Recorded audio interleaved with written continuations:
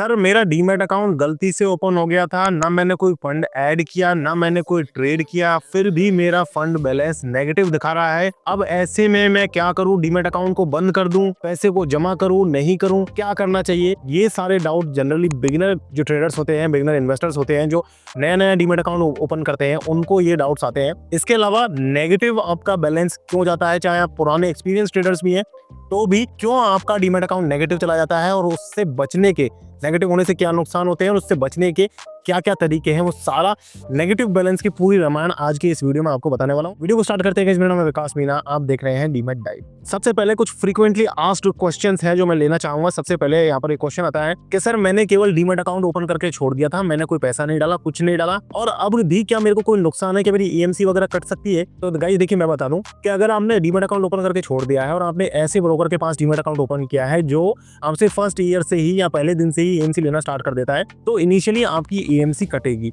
और वो आपका बैलेंस जो है वो नेगेटिव में जाएगा। अब उसे पे करना है, नहीं करना है, नेगेटिव बैलेंस का करना क्या है वो मैं अभी बताऊंगा। लेकिन अगर आपने ऐसे ब्रोकर के पास अकाउंट ओपन किया है जो एएमसी लेता है, तो ऑब्वियसली आपका डीमैट अकाउंट का बैलेंस जो है वो नेगेटिव में जाएगा, चाहे आप ट्रेड करो चाहे नहीं करो। ये ब्रोकर की पॉलिसी के ऊपर क्योंकि डिपेंड करता है। दूसरा यहाँ पर जो फ्रीक्वेंटली आस्क्ड क्वेश्चन है वो ये है कि मैंने शेयर खरीद करके छोड़ रखे हैं, मैं कोई ट्रेडिंग नहीं कर रहा हूँ, तो क्या मेरी ईएमसी कटेगी? तो गाइस इसका जवाब भी मैं आपको दूंगा। तीसरा क्वेश्चन भी उससे पहले मैं पढ़ देता हूँ एक बार कि नेगेटिव बैलेंस मेरा चला गया है, अब क्या मुझे उस नेगेटिव बैलेंस को पे करना चाहिए या नहीं करना चाहिए? कुल मिलाकर के तीनों क्वेश्चन एक दूसरे से मिलते जुलते ही हैं। एक और यहाँ पर कॉमन क्वेश्चन है जो मैंने स्टार्टिंग में वीडियो के कवर कर लिया था। इन चारों क्वेश्चन के मैं जवाब देता हूँ एक एक करके। तो देखिए, अगर आपने कोई ऐसे ब्रोकर के पास डीमैट अकाउंट ओपन किया है जो फर्स्ट डे से आपकी ईएमसी ले रहा है और आपने वहां पर कोई ट्रेड नहीं किया, अकाउंट ओपन करके केवल छोड़ दिया है, तो देखिए इसके बारे में सेबी की गाइडलाइन है कि सेबी क्लियरली कहता है कि आपको जो है जो ब्रोकर्स को इंस्ट्रक्शन है सेबी के कि आप अगर जो इन्वेस्टर्स है वो कोई ट्रेडिंग नहीं कर रहा है तो आप उससे एएमसी नहीं ले सकते। तो अगर आपने कोई ट्रेड प्लेस नहीं किया है तो by the rule of SEBI broker को आपसे कोई एएमसी लेने का अधिकार नहीं है। लेकिन फिर भी कई सारे ऐसे छोटे मोटे ब्रोकर्स हैं, नए ब्रोकर्स हैं जो आपसे थोड़ा बहुत एएमसी चार्ज करते हैं, आपका बैलेंस नेगेटिव में दिखाते हैं। लेकिन यहाँ पर ऐसे केस में जब आपने कोई ट्रेडिंग नहीं करी है, आपने सिर्फ अकाउंट ओपन करके छोड़ दिया था, कोई ट्रेडिंग नहीं किया, कोई फंड ऐड नहीं किया, कुछ भी एक्टिविटी नहीं करी है, तो उस केस में आपको घबराने की जरूरत नहीं है, आपको उस पैसे को पे करने की जरूरत नहीं है। सेकंड केस आता है, अगर आप ट्रेडिंग कर रहे हो, एक्टिवली ट्रेडिंग कर रहे हो, तो आपकी एएमसी कटेगी। लेकिन कई सारे ब्रोकर्स ऐसे भी जो आपको एएमसी फ्री देते हैं, या कई सारे ब्रोकर्स ऐसे भी जो एएमसी फर्स्ट ईयर के लिए फ्री देते हैं। जब आप ट्रेडिंग कर रहे हो एक्टिवली, अगर आपने महीने में एक भी ट्रेड लिया है तो आपका पर मंथ का उस मंथ का एएमसी बन जाएगा। कई सारे ब्रोकर मंथली एएमसी लेते हैं, कई सारे क्वार्टरली लेते हैं। तो और एक जो ब्रोकर क्वार्टरली बेसिस पर ले रहा है, अगर उस क्वार्टर में भी आपने एक ट्रेड किया है तो वहां पर आपका क्वार्टरली बेसिस पर भी एएमसी बन जाएगा। अगर केस ये आता है कि अगर आपने शेयर खरीद करके छोड़ रखे हैं, लॉन्ग टर्म के लिए इन्वेस्टमेंट करके शेयर्स में छोड़ रखी है, और उस केस में आपकी एएमसी बनेगी या नहीं बनेगी, आप कोई ट्रेड नहीं कर रहे हैं, आपने सिर्फ खरीद करके छोड़ रखे हैं, तो इस केस में गाइस यहाँ पर एंजल वन का मैं बता रहा हूँ, क्योंकि एंजल वन में मेरा अकाउंट है।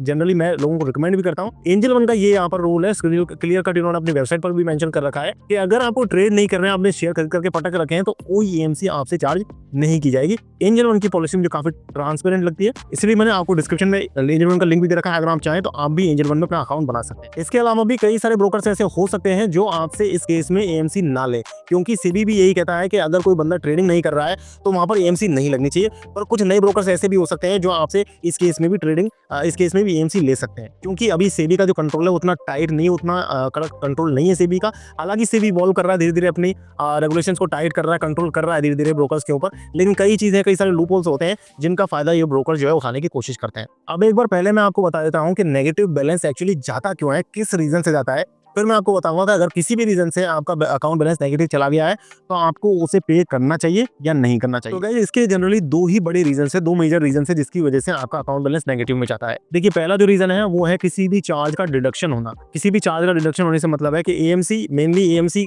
कटने की वजह से आपका अकाउंट बैलेंस नेगेटिव हो सकता है। इसके अलावा प्लेजिंग, अनप्लेजिंग के चार्जेस भी आपके ऊपर लग सकते हैं, क्या है अभी बताऊंगा, या कुरियर के चार्जेस भी लग सकते हैं, या इसके अलावा कुछ दूसरे चार्जेस भी लग सकते हैं।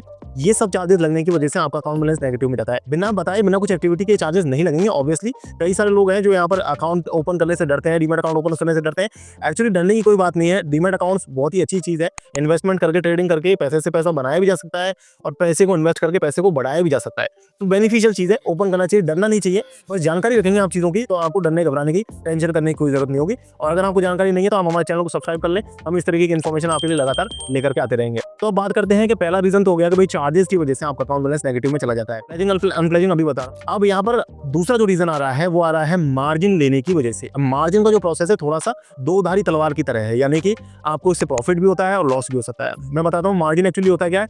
मार्जिन का मतलब ये है कि आपके अकाउंट में कुछ पैसे पड़े हैं, उसके अगेंस्ट आपको ब्रोकर जो है वो कुछ पैसे और दे रहा है ताकि आप ज्यादा अमाउंट में ट्रेड कर पाओ या ज्यादा अमाउंट के शेयर्स खरीद पाओ। ये आपको इंट्राडे मार्जिन भी देते हैं, यानी कि एक ही दिन का पैसा भी देते हैं, एक दिन में दे करके वो सेटल हो जाता है एक ही दिन में, यानी कि लोन आपका उसी दिन रिपे हो जाएगा, जो भी आपका स्क्वायर ऑफ होगा उसमें से कट जाएगा पैसा। और ये डिलीवरी मार्जिन भी देते हैं ब्रोकर्स, यानी कि एक दिन से लंबे टाइम के लिए भी आपको मार्जिन मिल जाता है। अब इस केस में आपको समझने वाली बात यह है कि दो तरीके का मार्जिन होता है, डिलीवरी और इंट्राडे तो हो ही गया, इसके अलावा भी मार्जिन दो तरीके से मिलता है आपको। एक तो मिलता है आपको जो आपके पोर्टफोलियो में लॉन्ग टर्म इन्वेस्टिंग वाले शेयर है, डिलीवरी में जो शेयर्स आपने खरीद करके पटक रखे हैं उनके अगेंस्ट भी आपको मार्जिन मिल जाता है, यानी कि उनको गिरवी रख करके आप ब्रोकर से पैसा ले सकते हो, लोन ले सकते हो। लोन एक तरीके का मार्जिन का मतलब लोन दे रहा है आपको ब्रोकर। दूसरा तरीका है मार्जिन ट्रेडिंग फैसिलिटी। इसका मतलब ये है कि जो शेयर आप इन पैसों से खरीदोगे ट्रेडिंग के लिए या इन्वेस्टिंग के लिए, जो भी शेयर आप इन पैसों से खरीदोगे वो शेयर आपके ऑटोमेटिकली प्लेज ही माने जाएंगे, प्लेज ही होंगे, गिरवी रखे होंगे आपके ब्रोकर के पास में। तो उन शेयर्स के ऊपर ब्रोकर का कंट्रोल है। एक्चुअली किसी भी प्लेज की हुई शेयर के ऊपर ब्रोकर का कंट्रोल है, वो उन शेयर्स को कभी भी सेल कर सकता है। प्लेज का मतलब यही है कि आपने गिरवी रख रखा है और उस गिरवी रखने के बदले आपने पैसे ले रखे हैं। अब देखिए होता क्या है कि अगर आप मार्जिन अगेंस्ट शेयर लेते हो, यानी कि पोर्टफोलियो के शेयर्स के अगेंस्ट मार्जिन लेते हो, तो दिक्कत कम आती है, क्योंकि हो सकता है आपके जो पोर्टफोलियो की वैल्यू वो काफी बड़ी है और आपने बहुत कम मार्जिन लिया उसके अगेंस्ट। लेकिन जनरली प्रॉब्लम आती है मार्जिन ट्रेडिंग फैसिलिटी में, यानी कि आपने डायरेक्ट ब्रोकर से पैसा लिया और उसी पैसे से आपने यहाँ पर शेयर खरीद लिए। अब ये जो शेयर्स हैं आपके मार्जिन के अगेंस्ट लिए हुए शेयर है, प्लेज्ड है सारे शेयर्स। अब जब इन शेयर्स की वैल्यू डाउन जाती है, यानी कि मान लीजिए आपने 5,000 रुपए के शेयर लिए और अगले दिन मान लीजिए मार्केट गिर गया, 4,500 रुपए की इन शेयर्स की वैल्यू रह गई, तो अब इस केस में क्या होगा, ये जो 5,000 रुपए का गैप आया है, ये गैप आपके डीमैट अकाउंट में होना चाहिए। अगर 5,000 रुपए आपके डीमैट अकाउंट में नहीं है तो ये -5,000 आपके डीमैट अकाउंट में दिखाएगा। जैसे ही आपका डीमैट अकाउंट नेगेटिव जाता है, यहाँ पर पेनल चार्जेस लगना, पेनल्टी लगना स्टार्ट हो जाती है। ये पेनल्टी सभी ब्रोकर्स लेते हैं, सारे ही ब्रोकर्स लेते हैं।